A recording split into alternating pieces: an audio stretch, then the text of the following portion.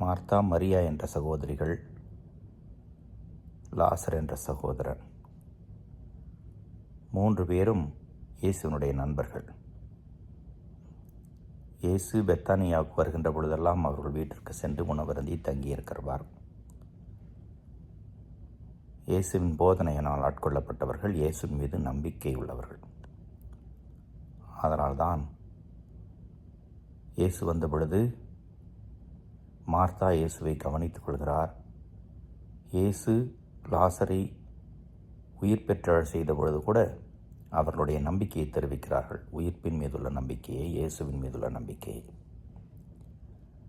வெவ்வேறு நாட்களில் கொண்டாடப்பட்ட திருவிழாக்களை திருத்தந்தை ஒன்றாக இணைத்து இந்த 3 உடன் பிறந்தவர்களையும்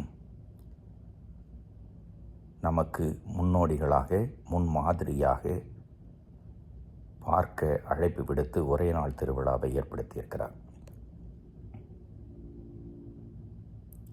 இவரிடமிருந்து என்ன நாம் கற்றுக்கொள்வது?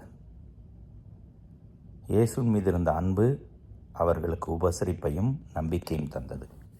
பாரம்பரியத்தின்படி இவர்கள் எல்லாருமே இயேசுவின் நற்செய்தியை இயேசுவின் காலத்திற்கு பிறகு அறிவித்து மறைசாட்சியாக மறைத்திருக்கிறார்கள்.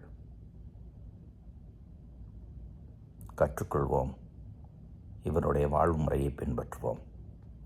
முதல் வாசகத்திலே யாவே இறைவனுடைய பிரசன்னம் மோசே வழியாக மக்களுக்கு அறிவிக்கப்பட்டு 10 கட்டளையாக வெளிவர இருப்பதை நாம் வாசிக்க கேட்டோம்.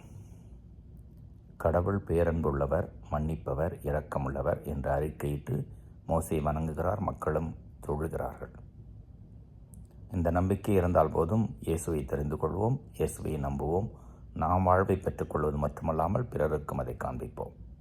இறைவன் என்று வாழ்த்து பெறுவாராக.